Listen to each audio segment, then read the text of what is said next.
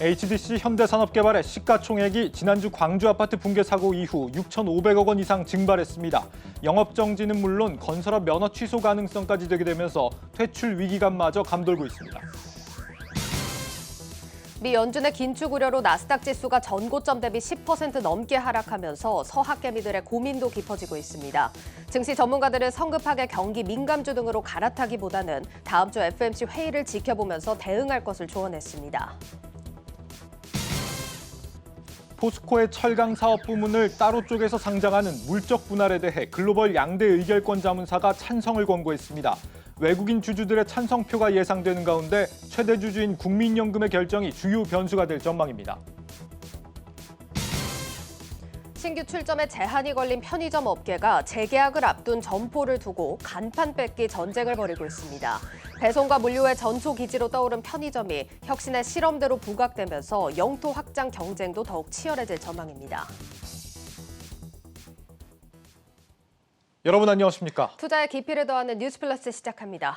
HDC 현대산업개발의 주가가 연일 곤두박질 치고 있습니다. 광주 동구청이 지난 학동 재개발 붕괴 참사와 관련해 8개월의 영업정지 처분을 서울시에 요청한 것으로 확인됐습니다. 여기에 이번 화정 아이파크 붕괴 사고까지 합쳐 최장 1년 8개월의 영업정지 가능성이 거론됩니다. 심한 경우 건설업계 퇴출까지 당할 수 있다는 예상이 나오면서 주주들의 불안감이 커지고 있습니다. 김원규 기자입니다.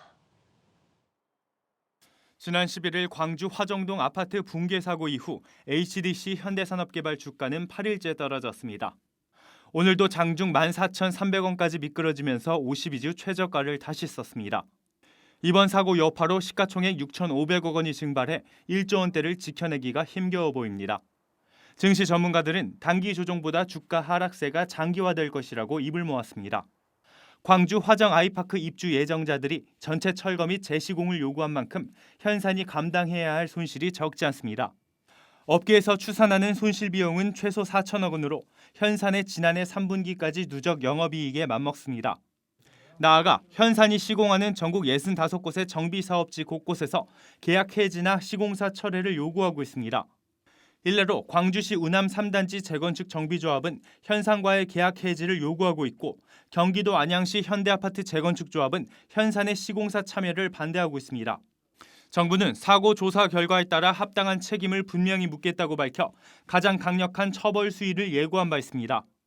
부실공사 정황이 명백히 드러난다면 현행 건설산업기본법에 따라 현산은 최대 영업정지 1년의 징계를 받습니다. 공공은 물론 민간 공사 수주 등 모든 영업 활동이 금지되며 경영상 심각한 타격이 불가피할 것이란 진단입니다. 투자자뿐만이 아니라 일반적으로 이런 재개발 사업이라든지 주택 관련 그런 사업에 있어서 현대산업개발에 대한 신뢰도가 굉장히 큰 폭으로 무너진 상태이기 때문에 이런 것들이 향후 영업 활동에 있어서도 상당한 영향을 지속할 가능성이 높다고 예상해 볼 수가 있죠. 연이은 붕괴 사고로 인명피해를 야기해 국민적 공분을 산 만큼 HDC 현대산업개발은 벼랑 끝에 몰린 형국입니다. 최악의 경우 건설업 면허 취소라는 퇴출 위기감마저 감돌고 있습니다. 한국경제TV 김원규입니다. 이번 붕괴 사고로 다음 주 중대재해처벌법 시행에 대한 기업인들의 긴장감이 최고조에 달했습니다. 정부는 아직도 우리 사회의 재해 예방 체계가 충분하지 않다는 걸 보여줬다며 엄정한 대응을 예고했습니다. 한창율 기자입니다.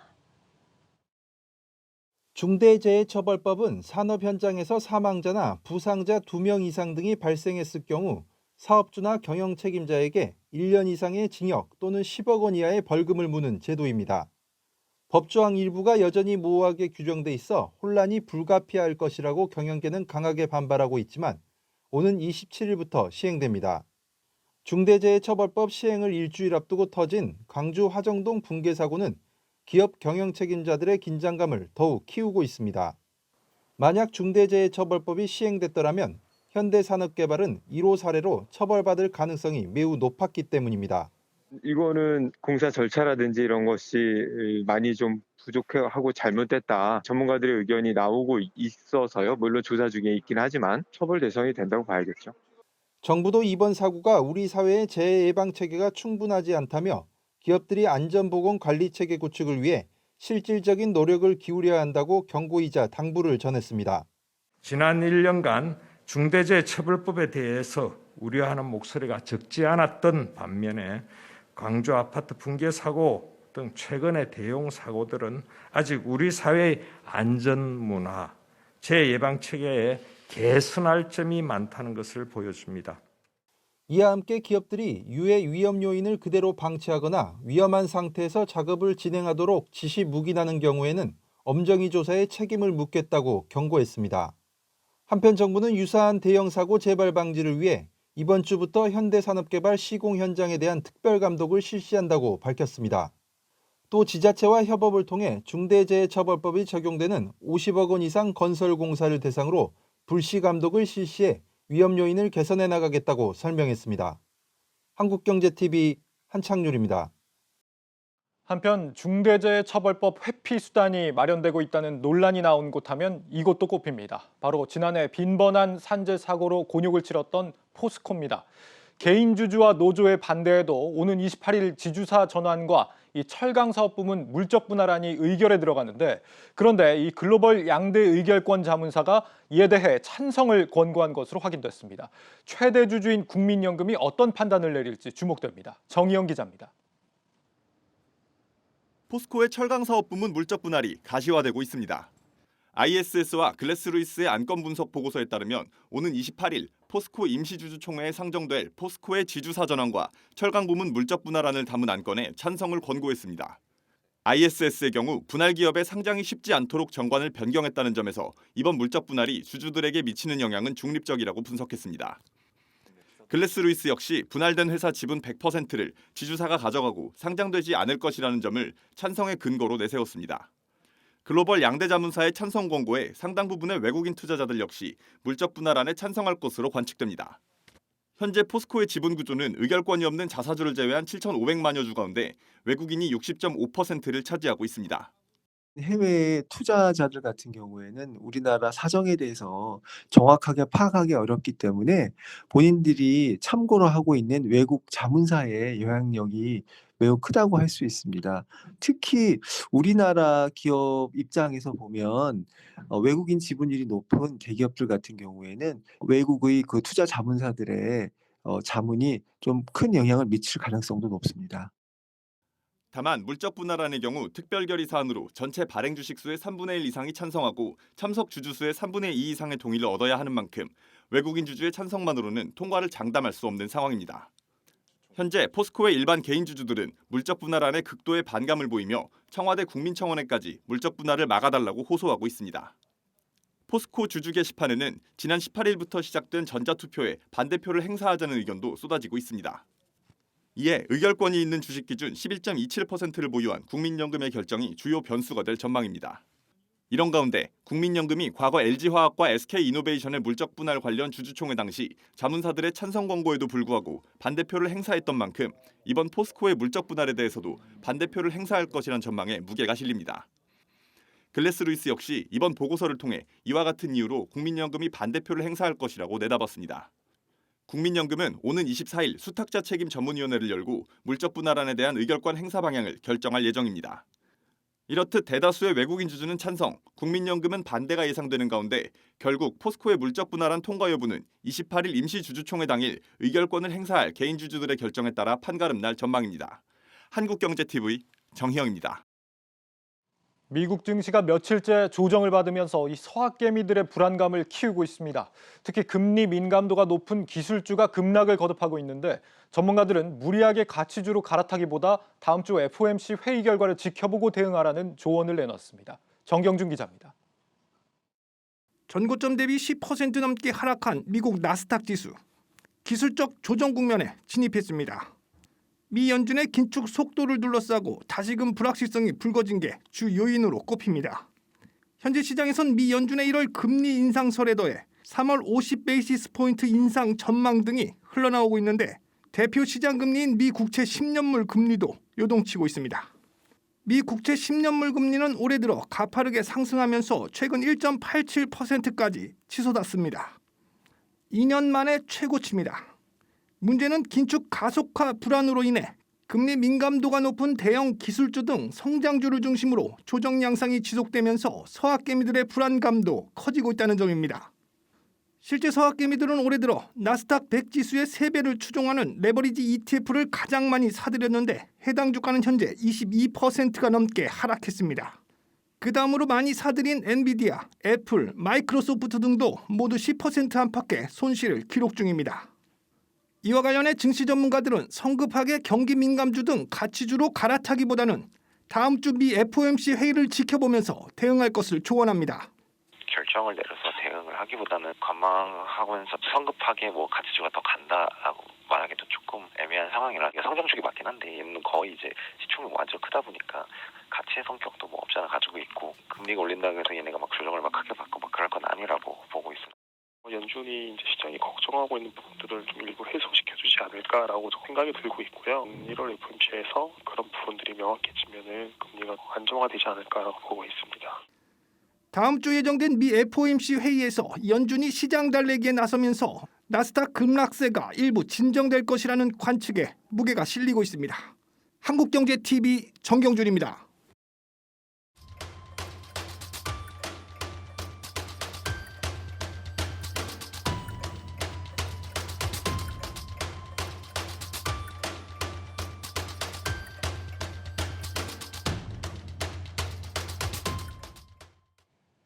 네, 올해 우리 주요 산업들의 전망을 짚어봅니다. 첫 순서는 자동차와 배터리 산업입니다. 글로벌 자동차 시장 트렌드가 전기차로 빠르게 전환되면서 관련 산업에 큰 변화가 나타나고 있는데요. 세계 시장에서 우리 기업들의 움직임이 심상치 않습니다. 송민아 기자입니다. 그동안 전 세계 자동차 산업은 긴 역사를 지닌 해외 완성차 브랜드와의 보이지 않는 벽이 존재했던 게 사실입니다. 100년 이상 역사가 긴 수입차 브랜드들은 완성도 높은 가솔린과 디젤 엔진을 바탕으로 프리미엄 시장을 형성했고 브랜드 가치를 더욱 높여나갔습니다. 하지만 전기차 보급이 급격히 확산되면서 분위기는 확 바뀌었습니다. 내연기관을 버리고 전기 모터로 구동하는 새로운 메커니즘이 도입되면서 전통의 강자들을 위협하는 브랜드들이 속속 등장하고 있습니다. 특히 현대차, 기아의 움직임이 돋보입니다. 전기차 최대 격전지인 유럽에서 지난해 13만 5천여 대를 판매한 현대차 그룹은 전년 대비 40% 넘게 판매량이 급증하면서 역대 최다를 기록했습니다. 점유율도 BMW 그룹을 제치고 5위에서 4위로 뛰어올랐습니다. 현대차 그룹은 올 상반기부터 아이오닉 6와 기아 니로 EV, 그리고 제네시스 GV70 전동화 모델을 잇따라 출시하고 연간 점유율 10%와 탑3 브랜드 진입을 동시에 달성한다는 계획입니다. 국산 배터리 기업 역시 올해 글로벌 시장에서 청신호를 밝힐 전망입니다. LG 에너지 솔루션과 SK온, 삼성 SDI 등 국내 배터리 3사가 이미 점유율 글로벌 탑5 안에 포진해 있는 만큼 인지도가 높아진 데다 GM과 포드, 스텔란티스 그룹 등 굴지의 완성차 업계와 긴밀한 공급 체계를 구축한 점이 강점으로 꼽힙니다. 추가 물량을 확보하기 위해 LG 에너지 솔루션은 GM과 합작사인 얼티엄 셀즈 제1, 2공장 건설을 확정한 데 이어 미시간주에 제3공장 건립도 추진하고 있습니다. SK온은 포드사 등 북미 시장에 공급할 배터리 생산을 위해 미 조지아 공장을 가동하고 있고 3조 원을 투자해 중국에 4공장을 신설하기로 하는 등 우리나라 기업의 무덤인 중국에서도 선전을 예고하고 있습니다. 삼성 SDI는 헝가리 코마롬 지역에 거점을 두고 유럽향 전기차 배터리 공급을 위한 포석을 마련했습니다. 이를 바탕으로 현재 10% 수준인 북미 배터리 설비 가동률은 70%까지 확대될 전망이고 유럽 시장은 지난해 국내 배터리 3사의 점유율이 70%를 넘기면서 올해도 독주 체제를 예고하고 있습니다. 네, 전기차 전환이 가속화되면서 우리 기업들의 움직임도 매우 바빠졌습니다. 관련 내용 취재한 송민화 기자와 좀 더 자세한 얘기 나눠보겠습니다. 예, 송 기자, 뭐 당연한 얘기겠지만 우리 기업들 중에서는 현대차가 이렇게 전기차 전환을 좀 주도적으로 하고 있는 모습이네요. 네, 그렇습니다. 뭐 현대차 그룹 같은 경우에는 잘 아시겠지만 이제 eGMP라는 그런 전기차 전용 플랫폼을 좀 일찌감치 개발을 했습니다. 그러면서 좀 다양한 모델을 대량으로 생산할 수 있는 그런 체계를 이미 다 구축을 해놓은 상태입니다. 또 이제 기존의 이런 내연기관차 그런 생산 라인을 전기차로 조금 더 빠르게 전환을 하고 있는데요. 예.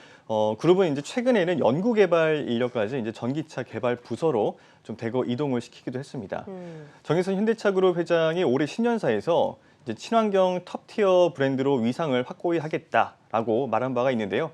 이를 실행해서 이제 보다 더 이제 실행에 옮기기 위한 속도를 높이겠다라는 의도로 보입니다. 그런데 이번 이제 현대차 뭐 CES에서 행보를 보면은 전기차 자체는 사실 좀 빠져 있는 모습이고 자율주행이라든지 이런 기술적인 측면을 많이 부각하는 모습이었거든요. 어떤 네. 의미로 좀 해석을 해야 될까요? 네, 그렇습니다. 아무래도 뭐 전기차이긴 하지만 CES라는 게 이제 뭐 가전박람회 얘기도 했었고요. 예. 근데 이제 전기차하고 조금 접목을 할 수 있는 그런 좀 큰 그림 두 가지를 소개했다라고 볼 수가 있겠습니다. 바로 이제 자율주행하고 로보틱스인데요. 이는 이제 현대차 그룹이 이제 올해 핵심 키워드이기도 합니다. 예. 정의선 회장은 이제 운전자 개입을 최소화한 레벨 4 기술을 적용한 다양한 시범 서비스를 선보일 계획이다라고 말을 하면서 아이오닉 5를 기반으로 하는 자율주행 차량을 올해 시범 주행하겠다라고 말하기도 했습니다. 예. 앞서서 이제 미국 시장에서 아이오닉 5 택시를 출시하겠다라는 계획도 밝힌 바가 있는데요. 이를 통해서 보면은 자율주행이 가능한 전기차 택시를 보급해서 어떻게 보면 좀 블루오션이라고 볼 수 있는 시장을 먼저 선점을 하겠다라는 의도로도 풀이가 됩니다. 예. 현대차그룹은 또 이제 올해를 그럼 미래의 로봇을 상용화하는 해로 삼겠다라는 계획도 밝혔는데요. 아마존 같은 경우가 이제 물류 로봇 이 활용을 굉장히 잘하고 예. 있잖아요. 그런 점을 봤을 때 이제 같은 개념을 좀 이해를 할 수가 있을 것 같습니다. 최종 목적지에 사물이나 어떤 사람을 운송하는 거를 이제 로봇에게 맡긴다라는 예. 개념을 이해할 수 있을 것 같고 특히 더 중요한 거는 이제 육상뿐만 아니라 항공을 포함한 지상에서 이 UAM을 활용을 한다라는 건데요. 예. 이 UAM 같은 경우는 이제 어반 에어 모빌리티의 약자입니다. 예. 그래서 이제 UAM과 같은 이런 도심 항공 모빌리티와 연동을 해서 하늘과 땅을 잇는 보다 더 입체적인 그런 이동 수단을 완성한다라는 계획입니다. 이와 관련해 장재훈 현대차 사장의 인터뷰 들어보시겠습니다. 친환경 전동화 럭셔리 메이커지만 이게 다 지금 육상에서 일하는 모빌리티 않습니까? 하지만 저희 그 UAM 여러분 아시다시피 이 도심항공 이 부분까지 모빌리티를 연장하는 이제 그 부분으로 이제 중장기를 보고 있어요. 그래서 28년 이후부터는 이 친환경뿐만 아니라 2D에서 3D로 이어지는 그런 모빌리티 그런 부분이 저희 그 럭셔리 이 OEM으로서의 방향입니다. 그런 부분이 아마 차별화되는 부분이 아닐까. 네, 현대차의 비전, 일단 전기차와 접목이 가능한 기술들, 그러니까 자율주행, 로봇, 그리고 UAM, 도심 항공 모빌리티 기술이죠. 이렇게 좀 세 가지로 정리를 해볼 수 있을 것 같습니다. 자, 그러면 일단 국내 배터리 3사 얘기도 조금 더 나눠보도록 할 텐데 뭐 우리 기업들의 글로벌 배터리 점유율이 갈수록 높아질 거다. 이런 분석들이 나오고 있습니다. 그 말은 일단 자동차 브랜드들과의 협업이 더 확대된다. 좀 이런 말일까요? 네, 그렇습니다. 결국에는 이 전기차의 심장 하면은 바로 이제 배터리를 빼놓고 말할 수가 없기 때문에 양질의 배터리를 얼마나 안정적으로 좀 확보하느냐 이게 바로 전기차 브랜드의 성장을 좌우한다라고 볼 수가 있습니다. 포드 같은 경우를 좀 들면 현재 SK온하고 이제 협업을 하고 있고요. 또 스텔란티스 그룹하고는 이제 삼성 SDI 그리고 이제 제너럴 모터스, GM의 경우에는 LG 에너지 솔루션과 이 배터리 동맹을 좀 더 공고히 맺고 있습니다.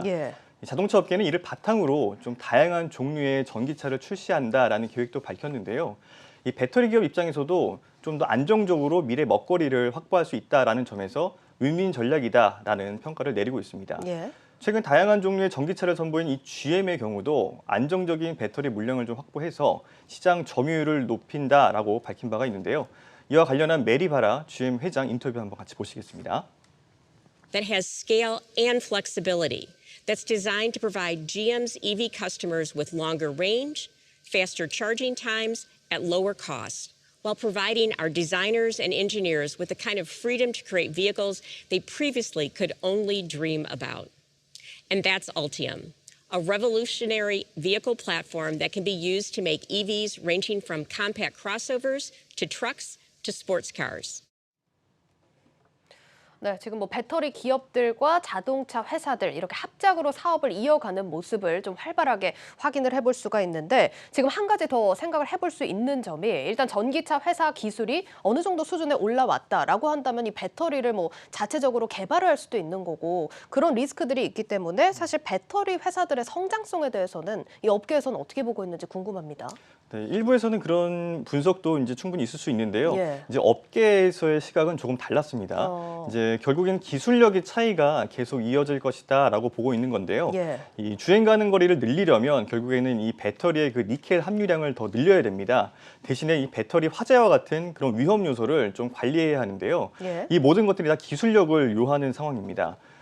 전고체 배터리의 기술이 좀 좋은 예가 될 수 있을 것 같습니다. 이제 주행 거리가 한 800km 이상 획기적으로 늘어나고 안전성도 굉장히 뛰어나서 업계에서는 이제 꿈의 배터리다라고 부르고 있는데요. 예. 이 기술에 좀 가장 근접한 곳이 삼성 SDI나 SK온과 같은 국내 배터리 기업, 그리고 일본의 파나소닉 같은 이런 배터리 기업 정도로 볼 수가 있습니다. 이게 완전히 새로운 버전의 그런 전고체 배터리 그런 역시 이들 기업에서 먼저 나올 가능성이 있고요. 결국에는 이 기술력으로 앞서가는 그런 배터리 업계가 꾸준히 시장을 선도할 것으로 예상이 되는 그런 상황입니다. 결국 기술력의 차이는 더 이어질 거다. 그러니까 배터리 기업들과 완성차 업체들 계속해서 상생하면서 성장할 수 있다. 이런 전망까지 살펴봤습니다. 산업부 송민화 기자였습니다. 잘 들었습니다.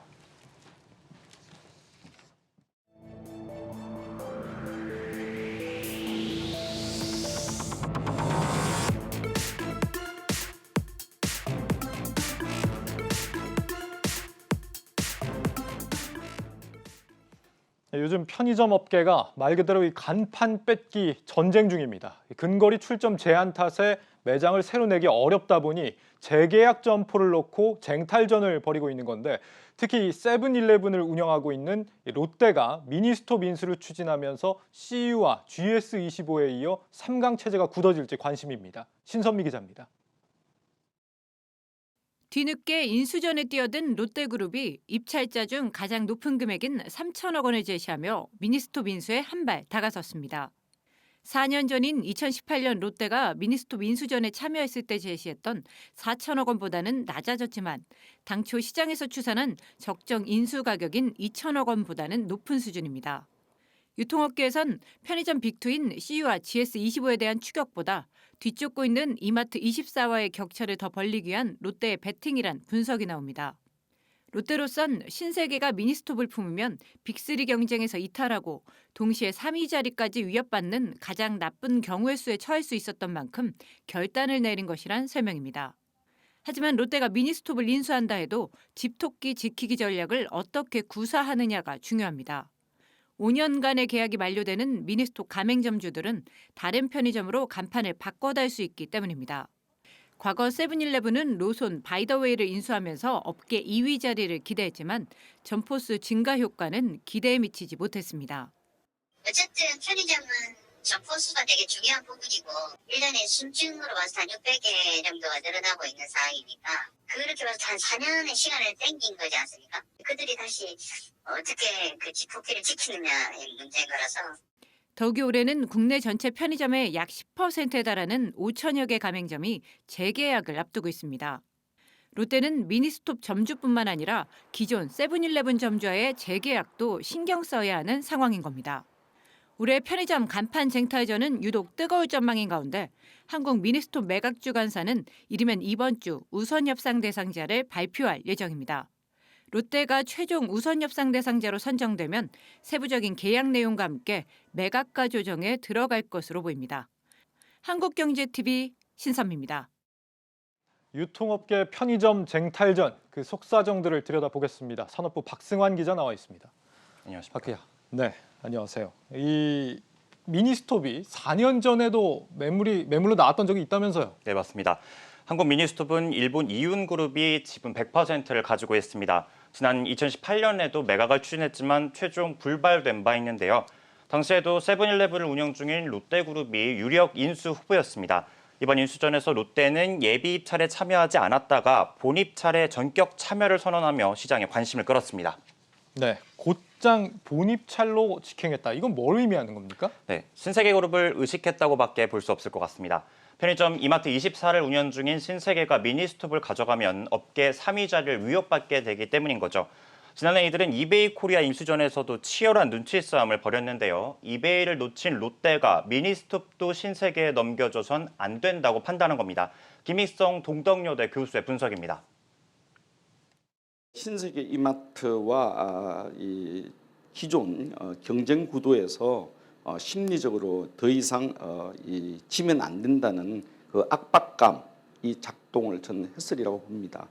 그래서 경영자 입장에서는 그동안 신세계 이마트 인수전에서 실패를 한번 해봤기 때문에 이번에는 승리를 해야 된다 하는 그런 심리적 중압감을 네, 라이벌과의 눈치 싸움을 벌인 거다 이거네요. 그렇다면 이 롯데가 내걸었다는 인수가격 3천억 원 적정한 겁니까? 어떻습니까? 네, 당초 시장이 판단한 정적 인수 가격은 2천억 원이었습니다. 롯데는 이보다 1천억 원을 더 써서 협상에서 우선순위를 차지한 건데요.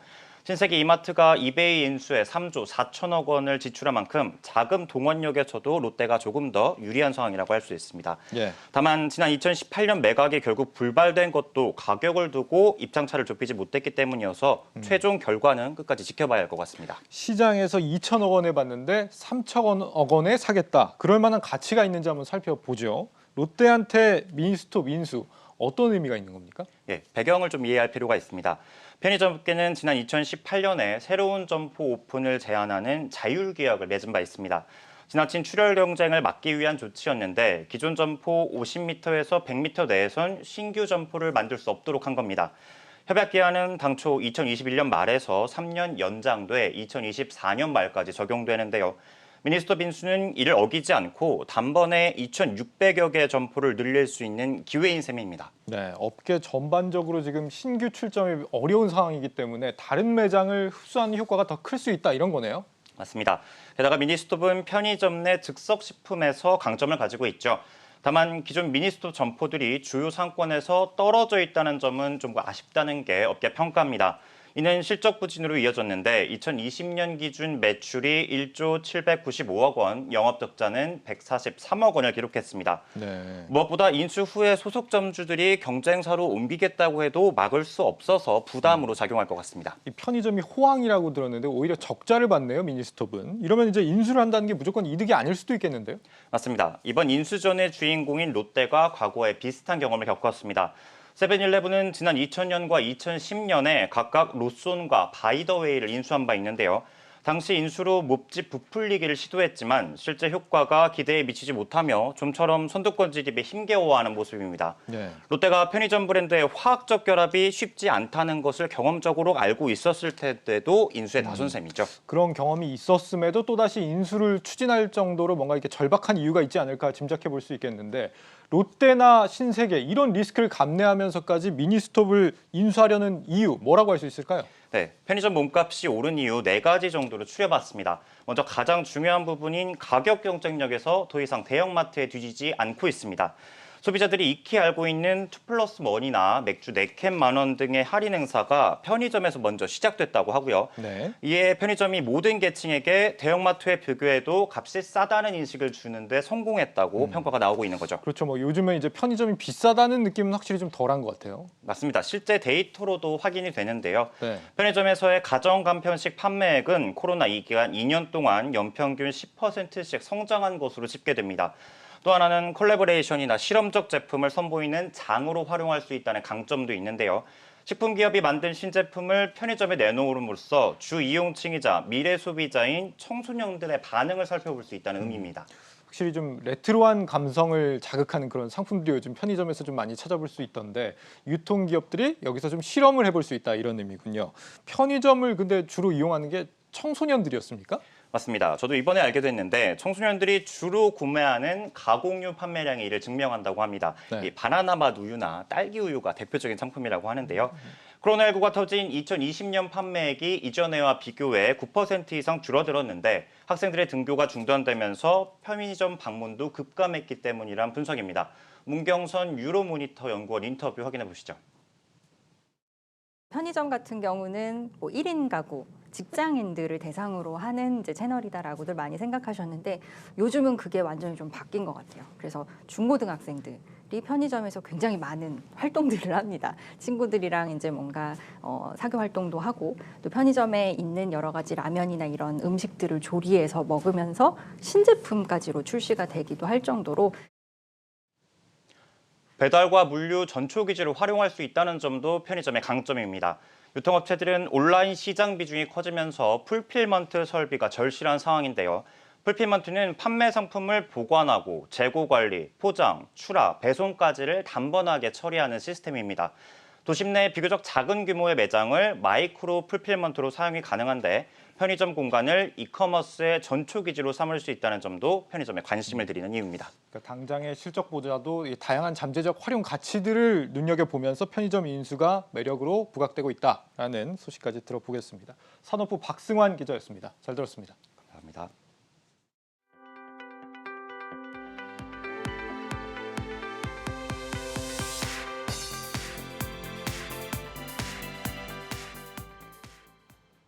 지난해까지만 해도 사업자 심사를 앞두고 몸을 바짝 낮췄던 가상자산 거래소들이 최근 돌변했다는 지적이 나옵니다.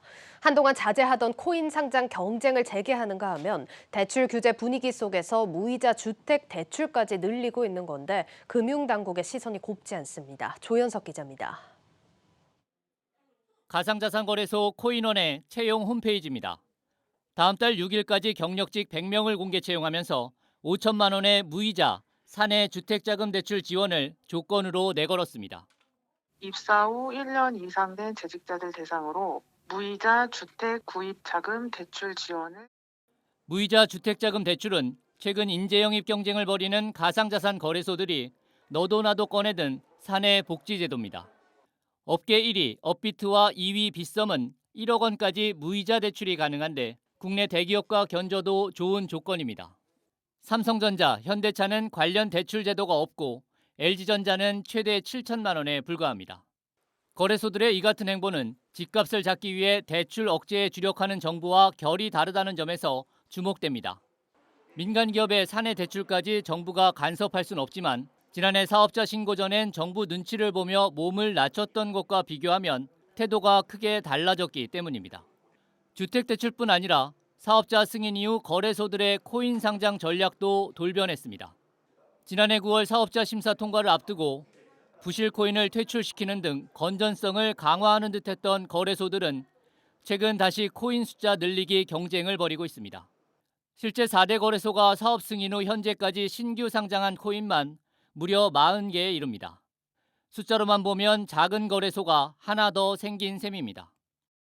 이더리움이나 비트코인만 가지고 있으면 사실상 그 거래가 많이 일어나지는 않거든요. 매수 매도를 갖다 이게 활발하게 하는 여지는 없는데 이제 알트코인들이 이제 특히나 이제 거래가 아무래도 이제 크다 보니까 금융당국은 사업자 승인 이후 확연히 달라진 거래소의 행보가 과열 경쟁을 부추기는 계기가 되지 않도록 예의주시하고 있습니다. 한국경제TV 조현석입니다.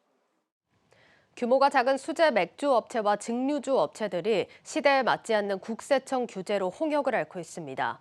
깐깐한 기준 탓에 해외처럼 참신한 맥주를 만들 수도 없는 데다 특히 증류주의 경우에는 원가보다 세금이 더 나가는 상황이어서 글로벌 경쟁에서 뒤처지고 있다는 지적이 나옵니다. 보도에 강미성 기자입니다. 충남 공주에서 수제 맥주 양조장을 운영 중인 임성민 대표.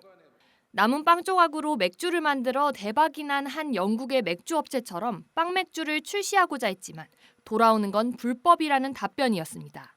우리나라 법규적으로는 빵 맥주를 만드는 게 불가능하더라고요. 당연히 뭐 영국에서도 하니까 우리도 되겠지라고 생각을 하고 이제 국세청에 최종적으로 이제 허가서를 뒤밀었는데 안 된다고 이제 하니까 많이 허탈했었죠 그때. 주류의 세율뿐 아니라 첨가물에 대한 규제도 엄격한 주세법을 적용받습니다.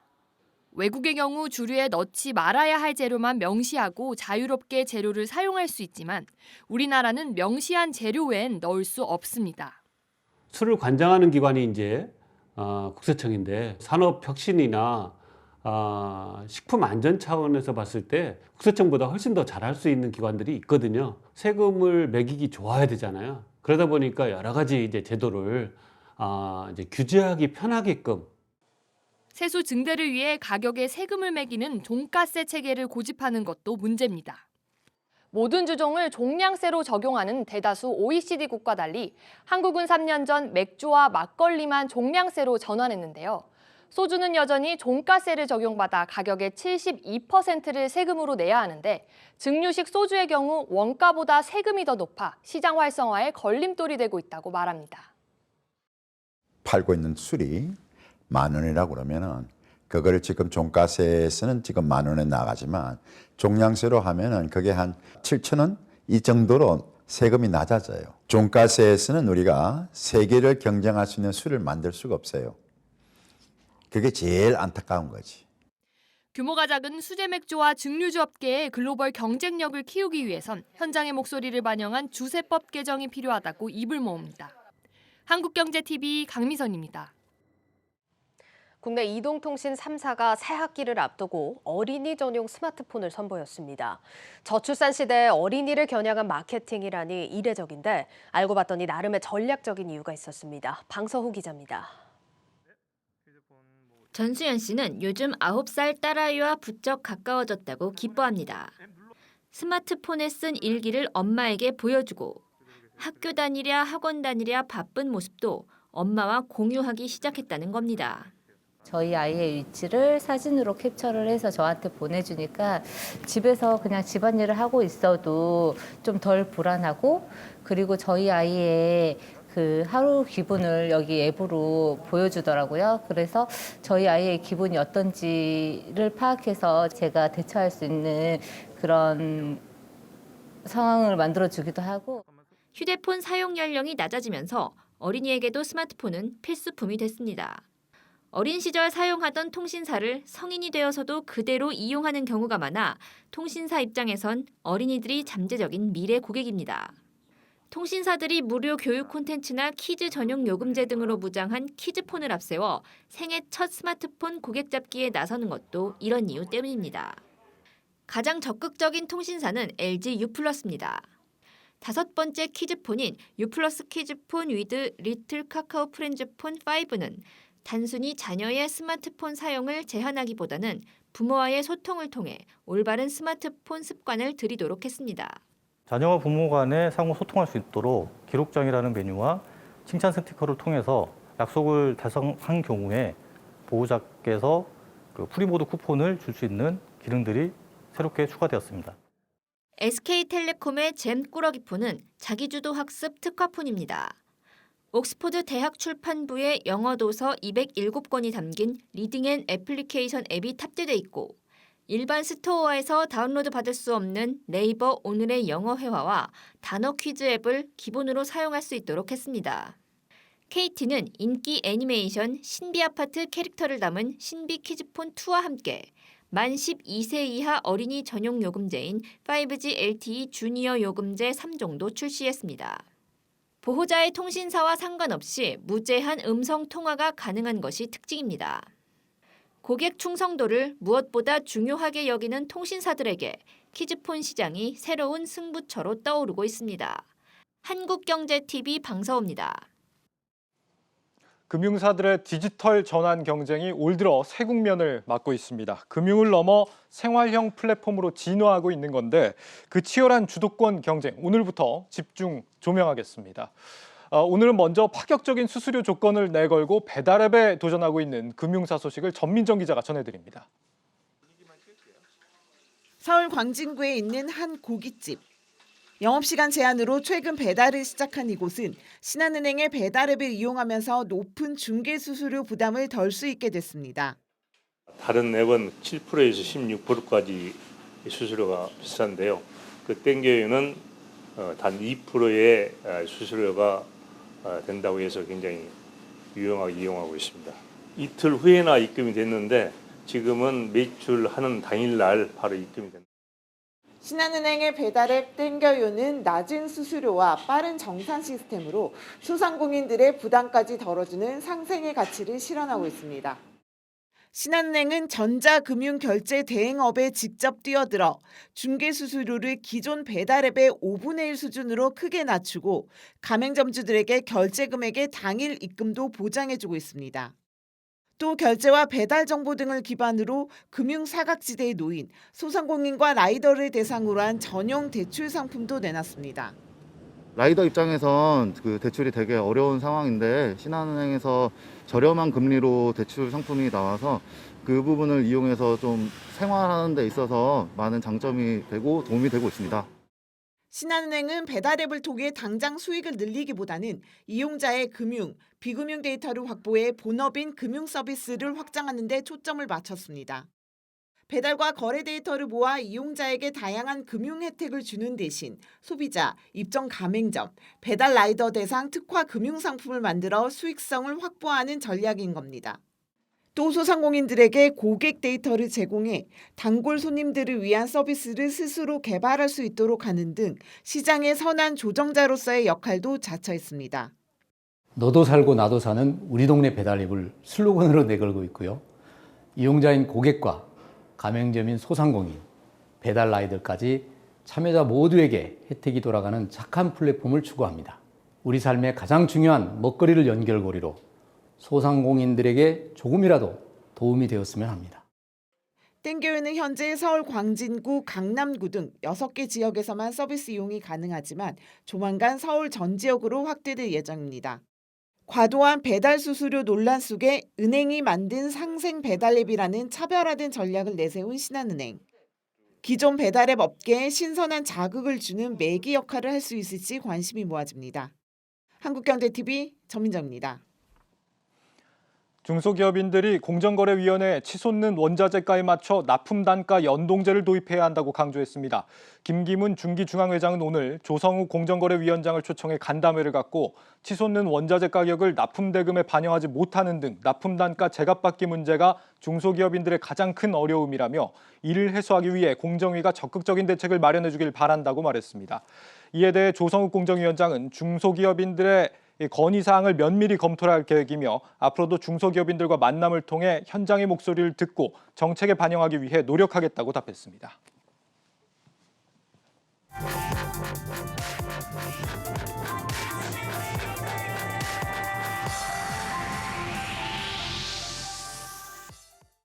네, 글로벌 ETF 가이드 시간입니다. 글로벌 콘텐츠부 오민지 기자 나와 있습니다. 오 기자, 오늘 어떤 ETF 상품 살펴볼까요?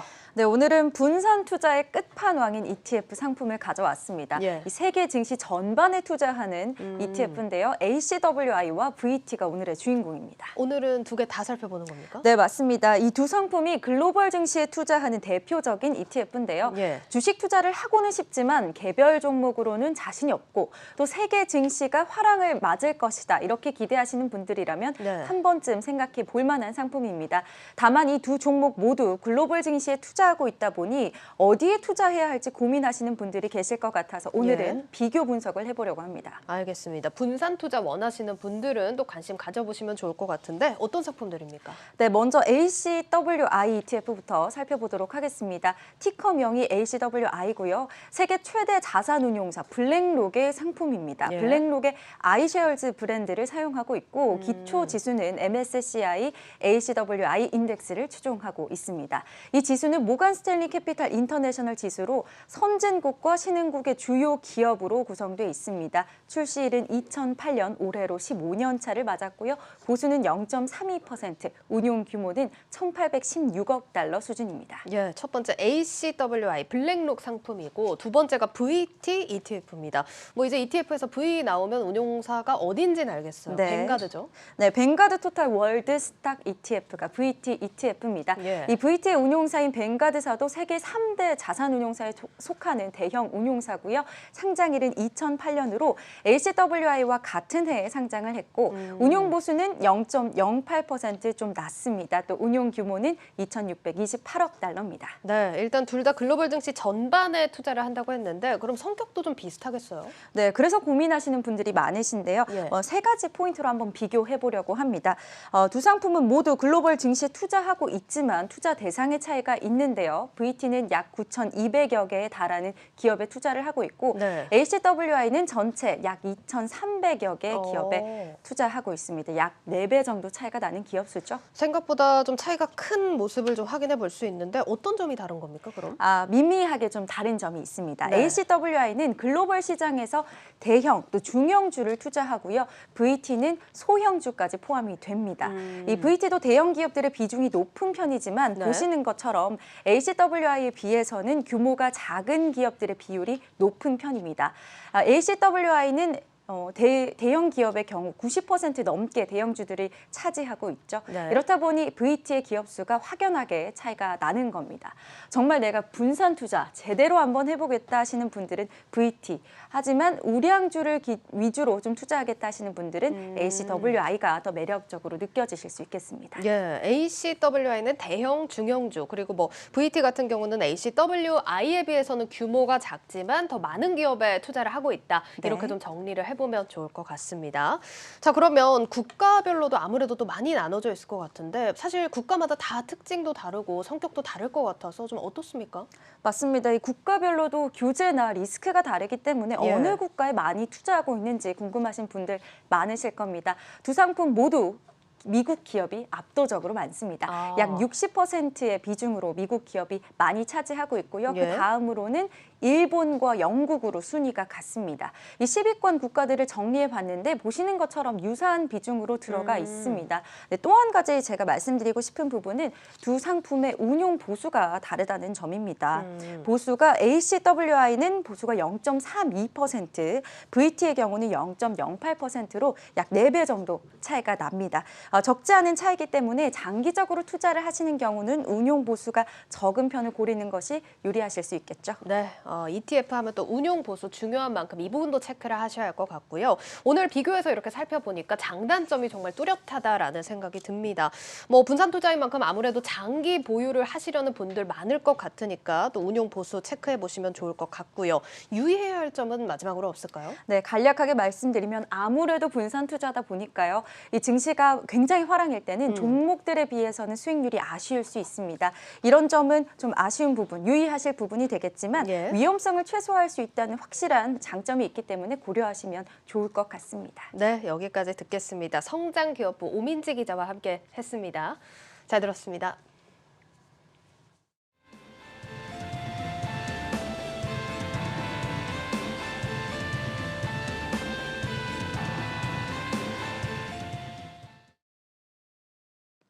Hello, Mr. Arnott. Thanks for How are joining you? us today. Happy to do so. Okay. 새해 주식시장은 어떻게 전망하시는지, 특히 2022년을 관통하는 키워드가 있을까요? Sure. S&P 500, I would say, should finish the year somewhere between down 20% and up 10%, meaning a downward bias to the risk. The thing that's interesting is if it rises in part because COVID is receding and there's a reopening trade. Right. That is to say, the economy is reopening, supply chain disruptions are a thing of the past. If that happens, the stocks that will soar will be the value stocks. Now, if we don't get that, if tightening by the central bank or elimination of some of the deficit spending leads to a bear market, that would most particularly afflict the high-flying tech stocks. We've already seen that in the first couple of days of the new year. The tech stocks are being hit hard. The value stocks are faring just fine. 일각에서는 시장, 특히 일부 주식은 과도하게 주가가 높다고 말합니다. 어떻게 보시나요? My take on it is actually very simple, and that is US stocks are very fully valued. They're priced to give us a lousy return in the coming 10 years. That doesn't mean an imminent massive bear market. It just means brace yourself for lower returns, that the returns of the past pushed us to valuation levels that are priced to give us a lower future return than the past. And so we may see a reopening trade, which would be wonderful for the less expensive markets of the world. Emerging market stocks are generally a little cheap, Korea being one of them. There's some emerging markets that are rather expensive. India is an example, but many of them are relatively cheap. And the spread between growth and value, the spread between the high flyers and the inexpensive stocks in emerging markets is the widest it's ever been, which means that the high flyers are likely to come back down to earth. So if we get a soft market this year, watch out for tech. It's likely to be hurt badly. If we get resilience in the market, you want to be in value stocks. So what this tells me is that the place to invest is not necessarily the US, but if you do it on the value side. Don't chase the FANG stocks. And outside the US, the opportunities are much more interesting. The valuations are much more sensible. And even there, value is much cheaper than growth. 2022년 필요한 투자 전략은 무엇이 있을까요? 최근 골드만삭스는 기업을 고를 때 높은 수익 마진과 낮은 노동력 코스트를 주목하라고 말했습니다. 투자 종목을 고를 때 어떤 기업을 주목하면 좋을까요? I would disagree. Stocks with high margins are already expensive. They're already priced at premium multiples. I would look for more conventional value stocks. Good example would be energy. The notion of buying oil stocks is anathema. People think with global warming, how dare we consider buying these stocks? But currently, roughly 80% of all energy worldwide comes from petrochemicals, from oil-based products. And the most optimistic scenarios are that drops to 70% in 10 years and 60% in 20 years. It'll still be the majority of energy production worldwide in 20 years. So we're going to be living with petroleum products for a very, very, very long time. And that means that reliance on this source of energy requires that these companies continue to invest and build production capabilities. By the way, that 60% reliance in 20 years, that actually uses more petroleum-based products than today because the energy demands will be that much more. So renewables are our future, but it's going to take a long time to get there. And in the interim, these stocks are out of favor. They're cheap relative to the underlying price of oil. And so I think they're likely to perform very nicely in the coming decade. Okay, I think that was it. And thank you once again for being with us today. We really appreciate it. Thank you very much for the invitation. I enjoyed this a lot. Thank you. Thank you very much. Bye-bye.